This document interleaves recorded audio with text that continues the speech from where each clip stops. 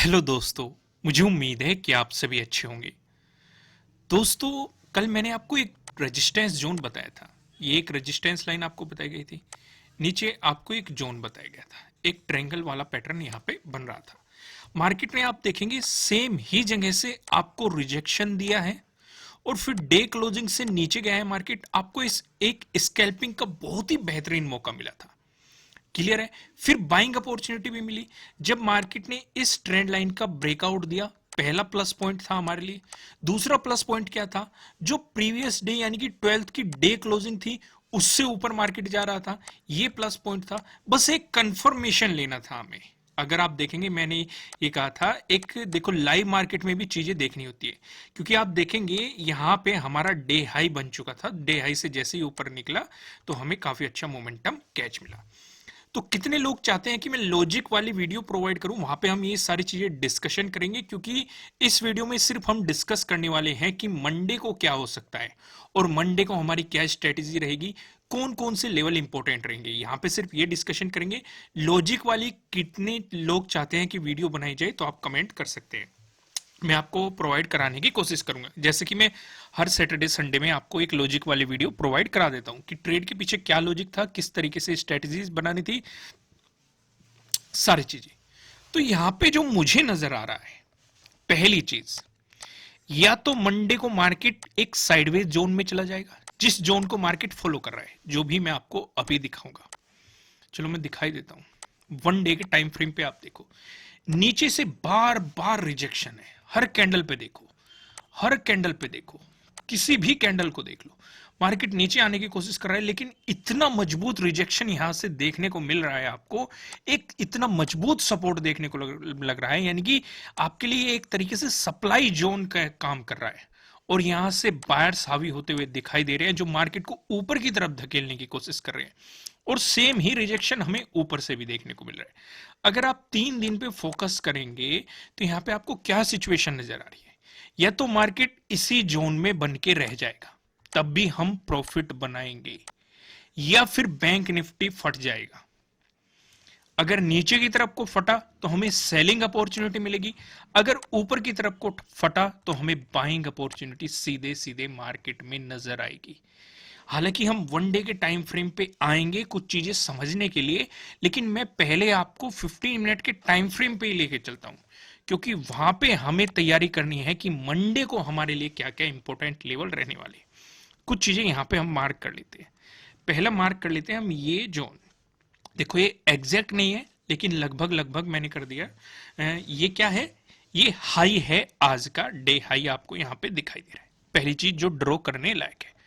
दूसरी चीज आप देखेंगे, ये ड्रॉ करने लायक है। ये क्या है? ये 10th का हाई है। तीसरी चीज क्या ड्रॉ करने लायक है? ये ड्रॉ करने लायक है। ये क्या है? ये 9th का हाई है। और तीसरी चीज जो ड्रॉ करने लायक है वो ये ड्रॉ करने लायक है। ये क्या है?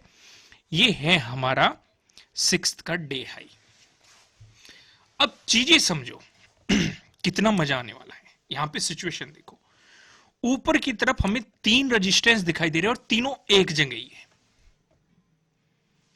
एक तो आप देखो 10th का डे हाई हो गया, ठीक है, यहीं पे है। इसी के पास में है, इससे थोड़ा सा ऊपर 9th का डे हाई।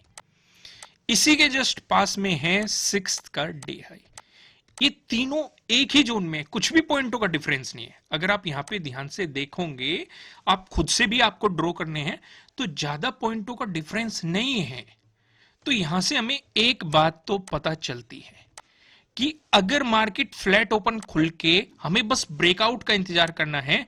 जो ये हमारा 13 का डे हाई है, बस मार्केट इसका ब्रेकआउट दे दे तो हमारे लिए डे हाई के ब्रेकआउट वाली स्ट्रेटेजी काम करेगी।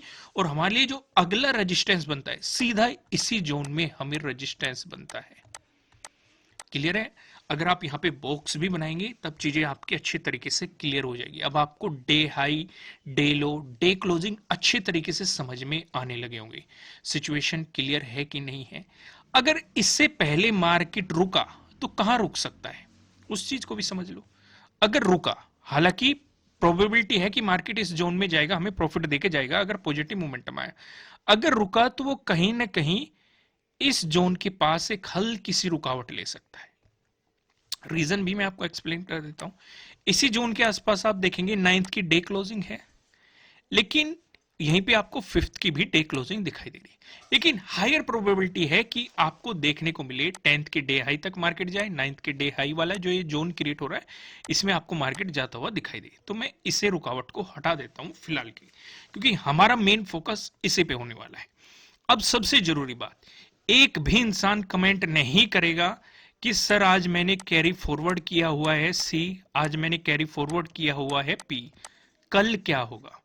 ऐसे कमेंट कोई भी नहीं करेगा, क्योंकि मैंने आपको बार बार बताया हुआ है कैरी फॉरवर्ड तब करना है जब आपके पीछे ट्रेड के पीछे कोई ना कोई लॉजिक हो कि आप किस बेस पे कैरी फॉरवर्ड कर रहे हैं।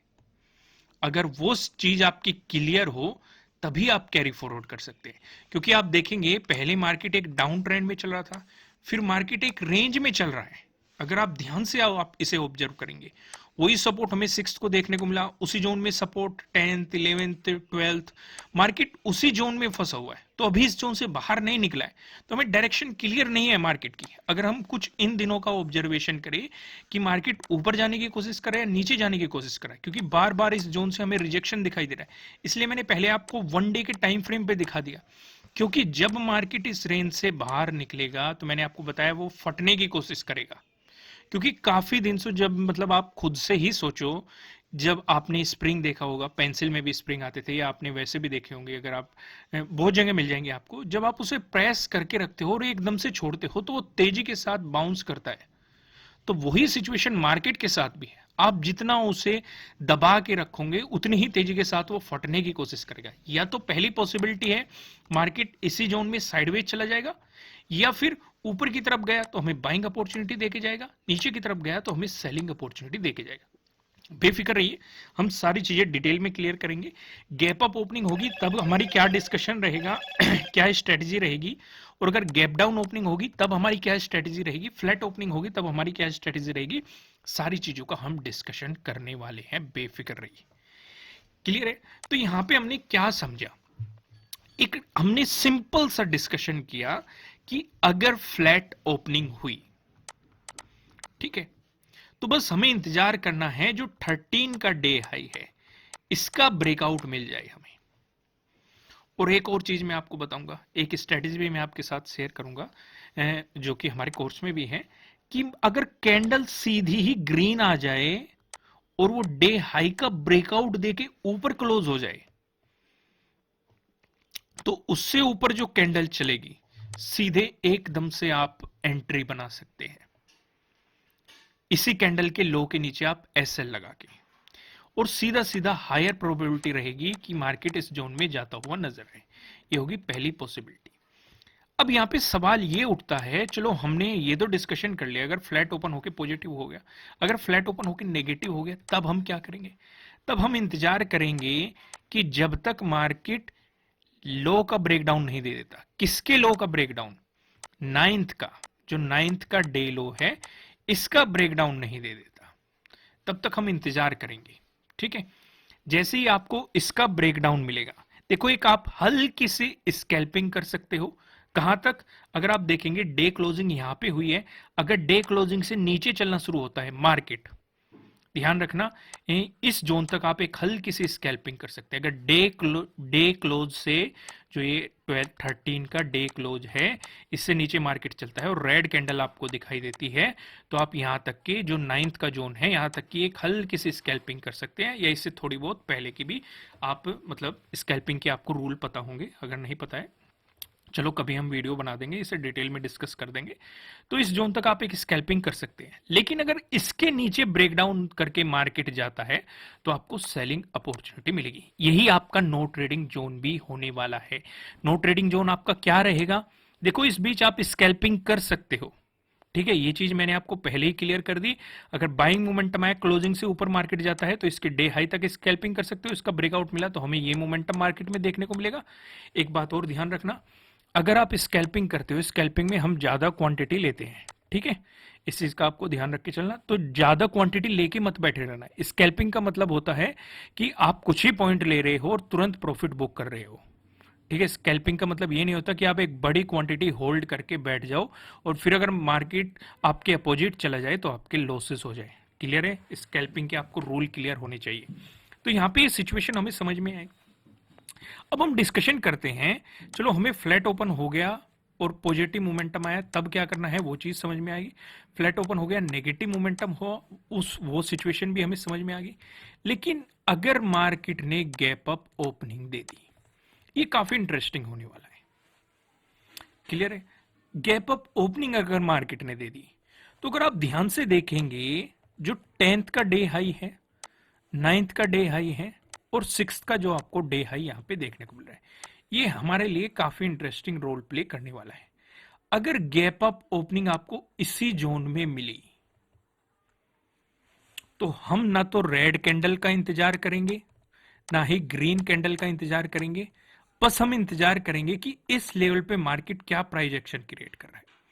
अगर इसका ब्रेकआउट देके कैंडल ऊपर क्लोज कर देता है, प्राइस ऊपर सस्टेन करता है, तो आपको सीधे सीधे बाइंग अपॉर्चुनिटी मिलेगी। यानी कि मार्केट गैप अप ओपन जरूर हुआ है तो आप सीधे समझ जाएंगे कि मार्केट ऊपर की तरफ फट चुका है, आपको बेहतरीन अपॉर्चुनिटी देके जाएगा। लेकिन अगर मार्केट यहां पे रिजेक्शन कैंडल बना के नीचे की तरफ मोमेंटम दिखाएगा तो आपको यहां से सेलिंग अपॉर्चुनिटी मिलेगी, और सेलिंग अपॉर्चुनिटी ज्यादा बड़ी नहीं रहने की, जो आपका पहला टारगेट होना चाहिए वो 13 का डे हाई ही होना चाहिए।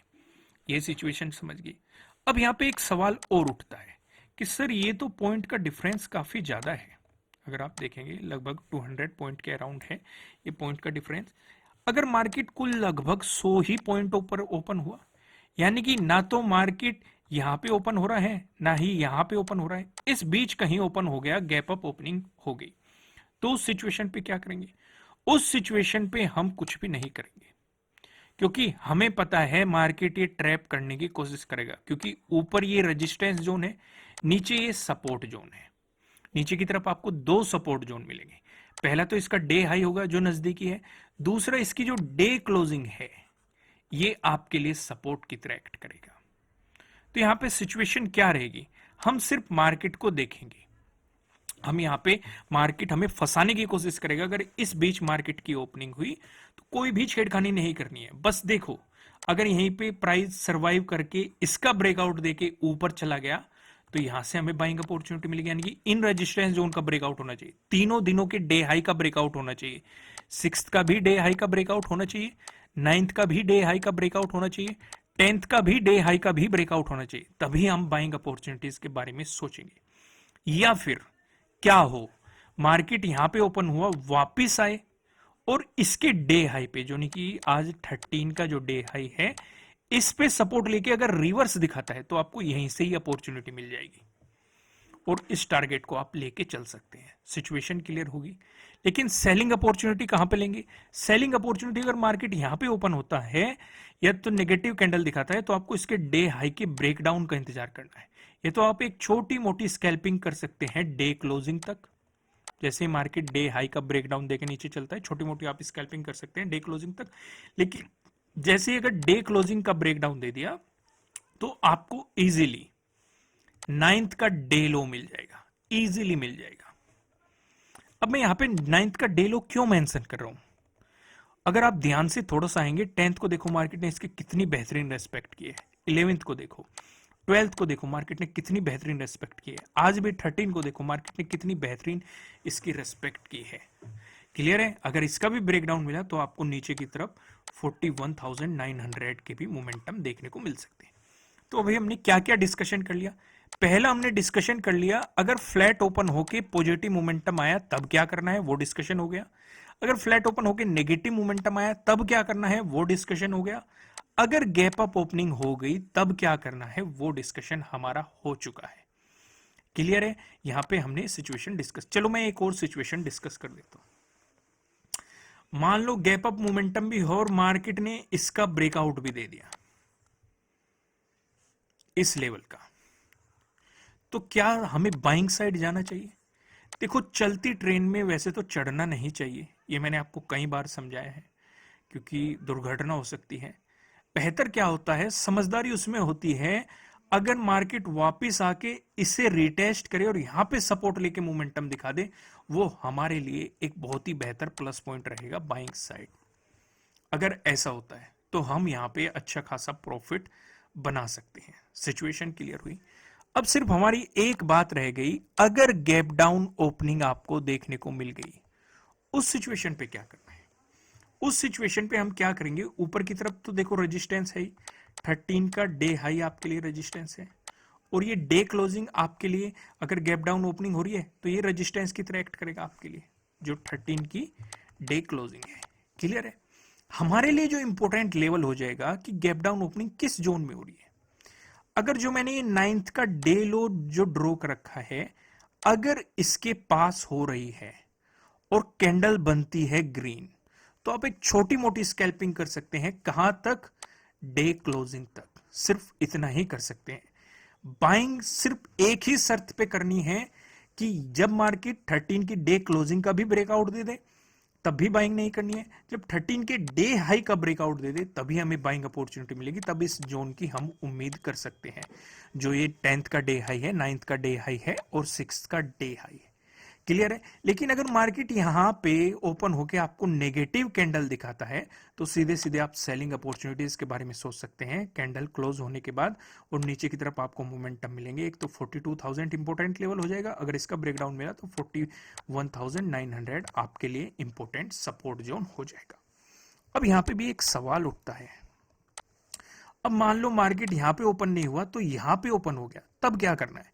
तब करना है ना तो बाइंग करनी है ना ही सेलिंग करनी है।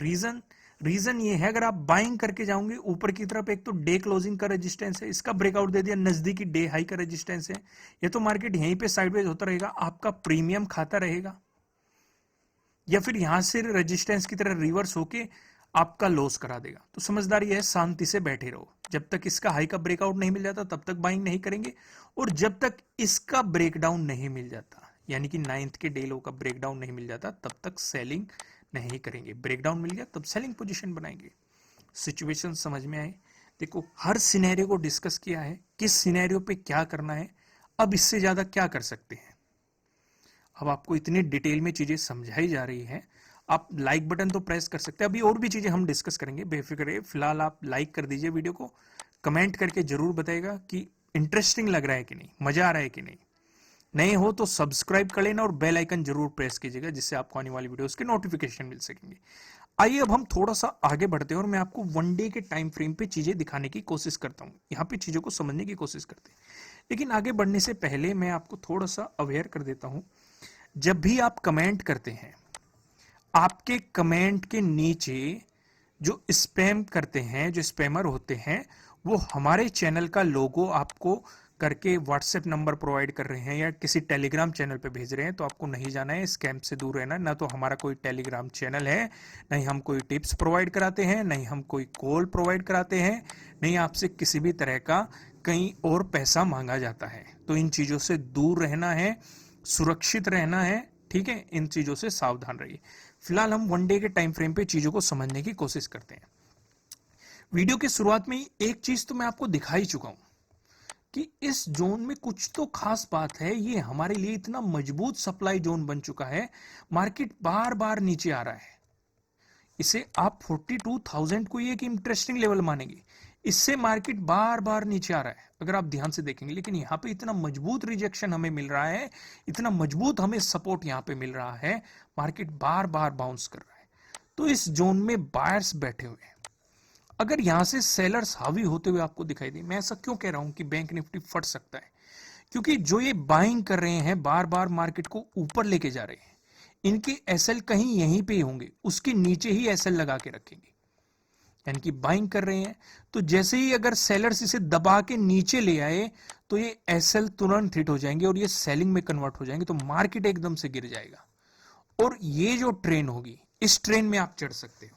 मैं आपको हमेशा ये कहता हूं कि किसी भी ट्रेन में नहीं चलना, पर लेकिन इस महीने और पिछले दिसंबर में हमें कुछ ऐसे मौके मिले हैं कि ट्रेन में चढ़ना ही ज्यादा समझदारी थी, कहीं से भी मिल रही हो। जैसे कि एक मौका आपको मिला था इस दिन, देखो आप कहीं भी पी खरीद लेते आपका प्रॉफिट होना ही होना था। मार्केट ने ये मोमेंटम दिखाया था, आप यहां पे देख सकते हो, कहीं भी खरीद लेते आपका प्रॉफिट होना ही होना था। मार्केट ने कुछ ऐसे मोमेंटम दिए हैं जनवरी में भी और दिसंबर में भी, जहां पे कहीं भी खरीद लेते प्रॉफिट होना था। ऐसे मोमेंटम हमें बाइंग साइड भी मिले, जैसे कि आप इस दिन को देखोगे, कहीं भी सी खरीद लेते आपका प्रॉफिट होना ही होना था। अगर किसी को लॉजिक भी नहीं पता, ट्रेड सेटअप भी नहीं पता, लेकिन ऐसा हमेशा नहीं होता है।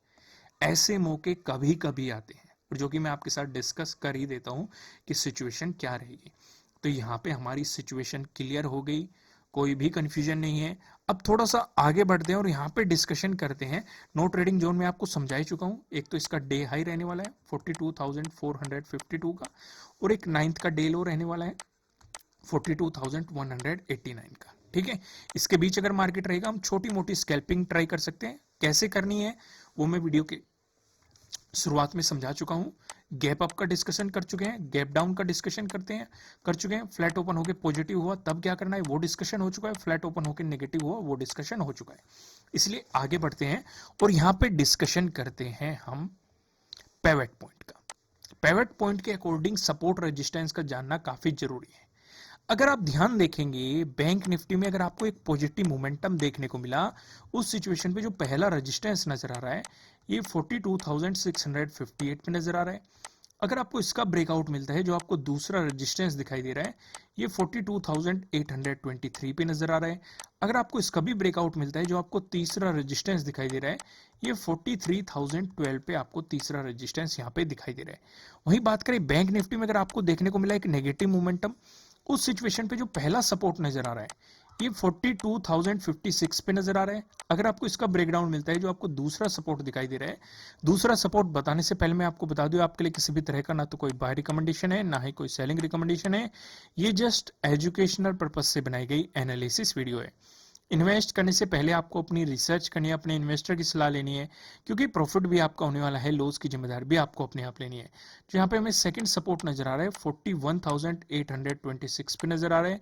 अगर आपको इसका भी ब्रेकडाउन मिल गया, जो आपको तीसरा सपोर्ट दिखाई दे रहा है ये 41,683 पे आपको यहाँ पे तीसरा सपोर्ट देखने के लिए मिल रहा है।